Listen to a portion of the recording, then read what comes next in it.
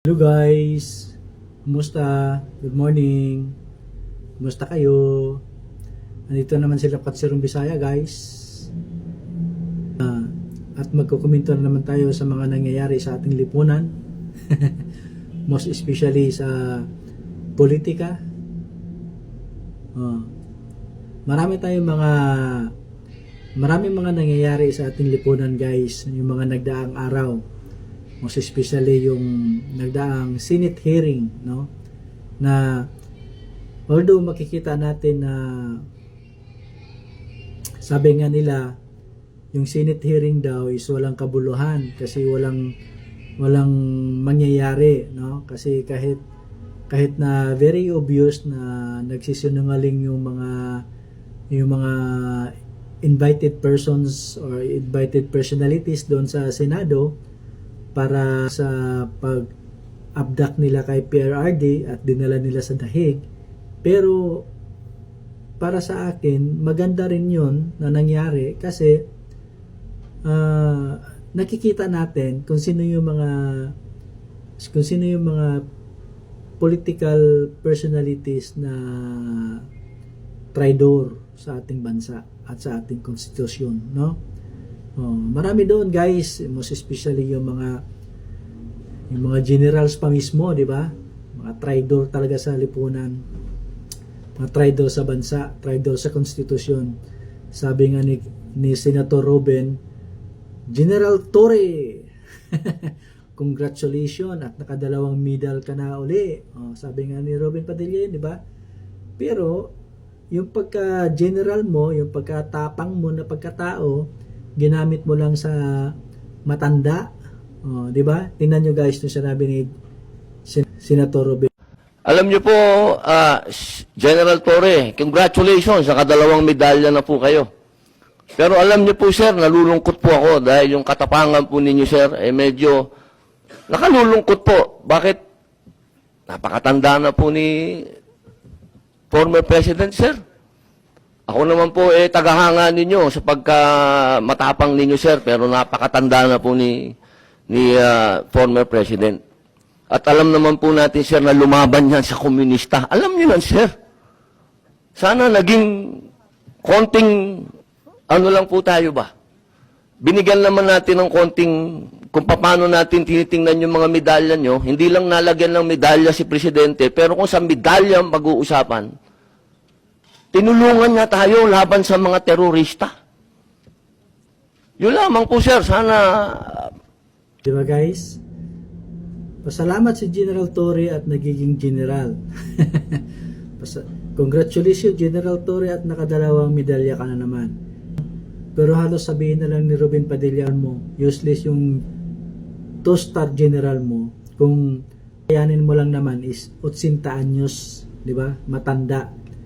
Marami tayong mga kriminal na nagkalat sa lansangan na mga matitikas, matatapang, no? Mga NPA sa bundok, no? So nandoon sila na may kakayahang lumaban sa iyo, General Torre. Pero yung pagkaangas mo, yung pagka 2-star general mo, ginamit mo lang sa 80 anyos, no?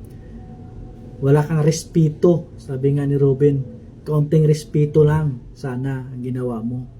Pero wala kang respeto kay Pangulong Duterte. Pinairal mo pa rin yung pagka traidor mo sa bansa. Di ba? Para kang aso na sunod-sunuran lang sa amo, no? Kung saan may pagkain doon ka, di ba? Wala kang panindigan sa sarili. Kaya nga sabi ni PRRD, dapat sumunod tayo sa konstitusyon. Na alam naman natin, kung masisense ninyo, na mali na yung pinapagawa sa inyo, huwag nyo nang sundin. Kasi wala sa konstitusyon yan eh. Yung pag-abduct nyo kay PRRD, wala yun sa konstitusyon. Kahit nasabihin natin, kahit anong pagbali-baliktad ni S.O. Jerimulla para lang baliktarin or baluktutin ang konstitusyon, wala yun, di ba? Hindi yun acceptable sa mamamayang Pilipino. Ganon yun. Yun sang-ayon sa batas. Ang nakasaad nga sa tayo membro ng ICC, so wala ng jurisdiction ang ICC sa atin. So bakit pa kinakailangan i-impose yung warrant of arrest ng ICC kung meron man, di ba? So hindi mo na kailangan i-apply yun dito sa bansa. Kasi wala na ngayong, hindi na nga tayo membro eh. Pero bakit, ang tanong dyan, bakit nyo pa rin sinunod yung arrest warrant na hawak-hawak ng Interpol? Di ba? Alam nyo naman yung pinanggalingan ng arrest warrant nang gagaling sa ICC. Oh. So, since na hindi na nga tayo membro ng ICC, pwede nyo na sanang tanggihan yun na hindi nyo i-honor yung arrest warrant. Di ba? Wala namang magagawa yung Interpol eh. Oh, wala namang magagawa yung Interpol kung ayaw sumunod ng Philippine government doon sa ICC. Oh. Kaya nyo lang talaga sinunod yun kasi gusto nyo lang talagang tanggalin sa equation si PRRD sa politika. Ganun lang yun eh.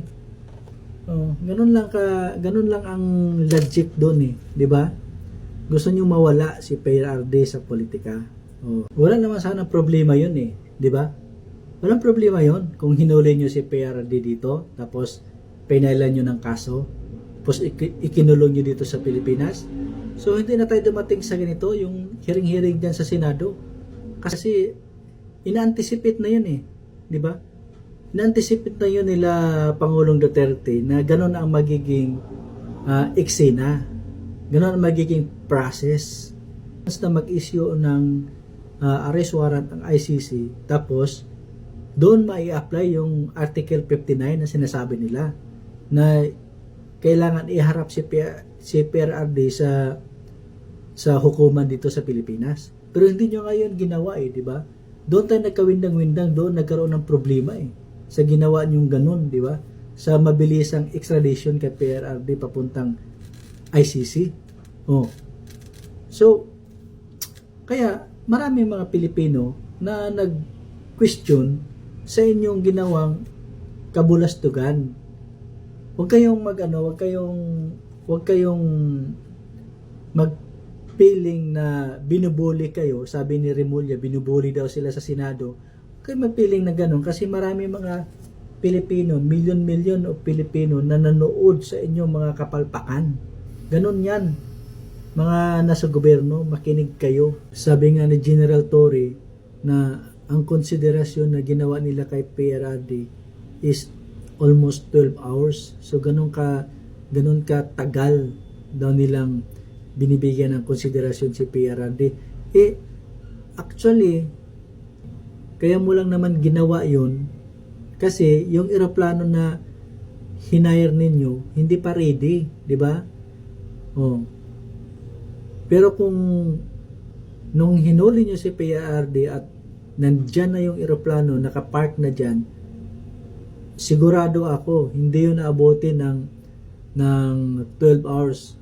Paglapag ni PRRD sa airport, nung pinick up nyo siya, nung dinala nyo sa Villamor Air Base, kung nandoon na yung aeroplano, sigurado ako isasakay nyo na agad-agad yun. Pero since na wala pa nga yung aeroplano, hinintay nyo. Kaya umabot ng ganong katagal. Hindi yun konsiderasyon. Konsiderasyon ninyo yun. Konsiderasyon ng may-ari ng aeroplano. Oh. Pero, ang palusot ninyo, ganon ang ginawa nyo kay PRRD na binigyan ng ganong kahabang konsiderasyon. Huwag mo kaming lukuhin, General Torre, di ba? Nandito kami, mga taong bayan, nanonood sa inyo. Mas maraming mata ang nanonood sa mga pinagagawa ninyo. Oh. Di ba? Wala namang problema yon kung hinuli nyo si PRRD, tapos kinulong ninyo dito sa Pilipinas. Walang problema yon. Oh. Accepted namin yun, mga taong bayan. Kasi hindi namin inaasahan at wala sa aming isipan na dadalhin nyo si PRRD doon sa ibang bansa. Di ba? Wala sa aming isipan yun. Kaya itong ginawa ni Remulla na siya pala ang nagbigay ng clearance sa PNP para mag-conduct ng arrest warrant kay PRRD, malaking pagkakamali ito, no? Malaking kataksilan ito. Tingnan natin kung anong sinabi ni Remulla. which is sa clearance given by the DOJ was probably the most important part of it, to serve the warrant of arrest and to surrender the person under the law. So, di ba? Maliwanag pa guys sa sikat ng araw. Inamin na ni Remulla na siya ang nagbigay ng clearance sa PNP to conduct abduction of PRRD. Oh, tapos na ang boxing. Hindi man yan basta-basta magbigay si Remulla ng clearance without the consent of the President. Oh, di ba? Kasi sabi nga, the secretaries are the alter ego of the President. So kung ano man yung mga desisyon, kung ano man yung mga action ng mga secretaries, it considered it come from the President. Oh. So umamin na si Remulla na galing talaga sa Malacanang ang utos. ano pang ano natin? Ano pang hahanapin natin? Very clear naman 'yon. Hindi niya lang ma point out directly kay BBM kasi ayaw niyang madrag si BBM. Pero kung iisipin mo ng maigi at titingnan mo yung batas, very clear na yung utos galing sa Pangulo. Oh, di tapos na yung boxing, di ba? Kaya para sa akin, maganda yung nagiging Senate hearing, maganda yung nagiging, although maraming mga sinungaling, no? Normal naman talaga yun, talagang didipensaan nila ang kanila mga sarili. Pero nakikita natin kung sino yung mga sinungaling sa gobyerno. At makikita natin kung sino yung mga mahinang nilalang sa gobyerno. Kasi based of my observation, talagang si Remulla talagang matalino. At kaya niyang i-overpower yung Senate hearing. Diba? Kaya ganon siya ka confident na baliin yung batas.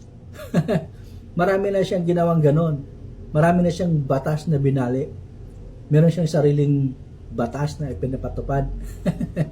Ganon yan. Alright guys, hanggang dito na lang ako at maraming salamat sa panonood.